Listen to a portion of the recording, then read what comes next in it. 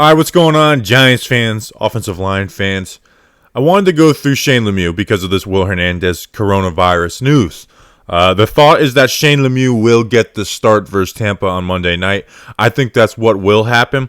Although I will say, don't be surprised if they do something where they put Pulley at center and move Gates out, or do some kind of combination of veterans because it is, very short notice. And I always say temper your expectations, and we'll go through it with Lemieux in a second. But temper your expectations for a guy that was taken in the 5th round, and he's not even halfway through his rookie season. Like they see this guy in practice every day, so they may think he's just not ready. That being said, I do think he will get the start. Mark Colombo was actually asked about him yesterday in his presser, and said, "Hey, the first few weeks, this guy was way too aggressive. He was out of control, bad footwork, going out there trying to fight everybody." He said the last few weeks, though, he's looked a little more patient, and said we hope to pepper him in, the way we have Matt Parrott here and there, and get him some, game action. So that's some good news that was asked before they even knew about this Will Hernandez stuff. He's not like he's going to trash the guy, but I will say Colombo probably has been the most candid out of all the position coaches. He's talked about Thomas's struggles. So I will say before we get into this, Will Hernandez's pro film reminds me of Shane Lemieux's college film. So that's what I want to say. This guy's going to take Will Hernandez's job. We need to bench Hernandez to play Lemieux. And that has slowed down a little bit after the first couple of weeks. But I will say, slow your roll on this. Will Hernandez will be the starter for the New York Giants next year. I think this is more of an audition of hey, do they move on from Kevin Zeitler after the season? Because it looks like he may not be traded. That being said, I don't have the full film, all the plays I would like to use. All 22 is almost impossible to get for college guys. So I stole this from Penei Sewell breakdowns. But there is some good reps in there, and there's one full Colorado game, so we'll be taking some reps from there. And so let's go through it. 2 minutes in, let's watch the film. This first play, I love this play. This was the first play I ever watched of Shane Lemieux, because they had Derek Brown, Marlon Davidson, and there's one other guy on the Auburn D-line, I don't know, but another a pro D lineman. So watch first snap. First snap, watch how this violent right hand. Bam! Dude, that's brutal. That is violent. I love that. That shows me I have a guy who's violent and I can work with. Bam! That's brutal. First play of the game. First play of the season for this cat. That's not technique or anything. That's just being mean and violent, and I love that from him. And I think he's a much better run blocker than he is pass blocker. Like I said, we'll see him and Sewell combo block to this linebacker. Pushes this guy over, hip to hip with Sewell. Gets that guy bumped over out of the gap. Then gets to the linebacker. Creates a hole. That hole is brought to you courtesy of Shane Lemieux. How do you do? Let's watch it in full speed. Bam. Linebacker seals them off. Great stuff there. Great stuff. Next play, just pushing it out. We're trying to make a hole in the A gap between center and guard.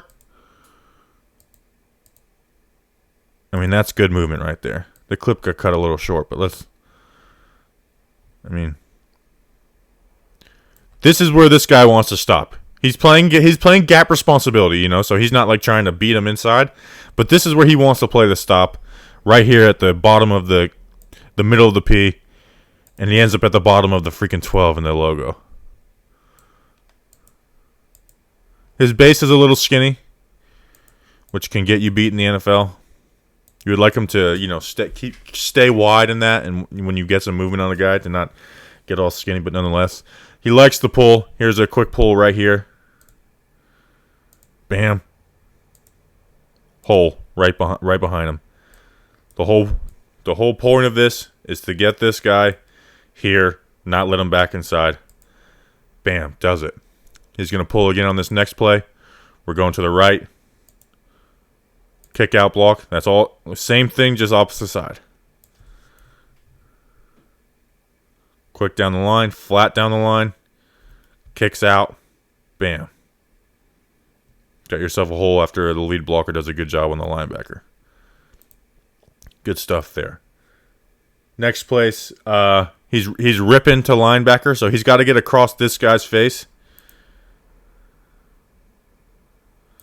And then Sewell comes backside and then coming off on this linebacker. That's really good stuff right there. Again, crossing face on this guy on 5 or whatever number this guy is. Crossing face, just trying to seal him off. Good fight. Bam, swings it around, and look where that hole is. Swings those hips around. Good stuff right there. Again, crossing face on this guy. This one's not so good. This one, he doesn't even have to cross face because he's playing in this gap. And he just lets him beat him over the top. You know? Like, he's right here. He shouldn't get past this O on the logo. You know what I'm saying?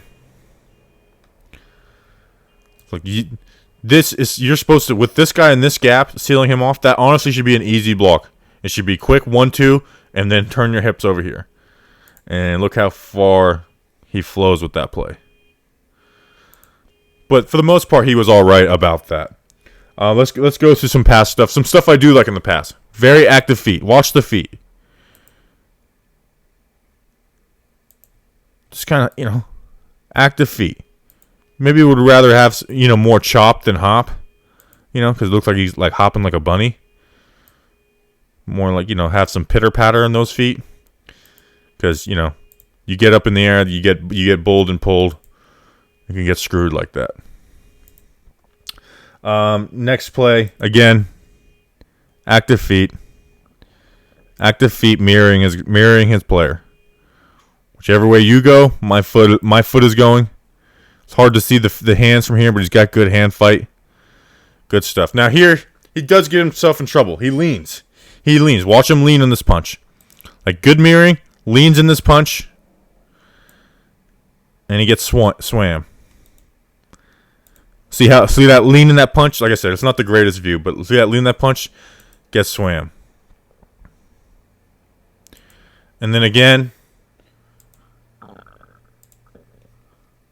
oversetting. Now, you don't really see this with guards a ton, but like sees that.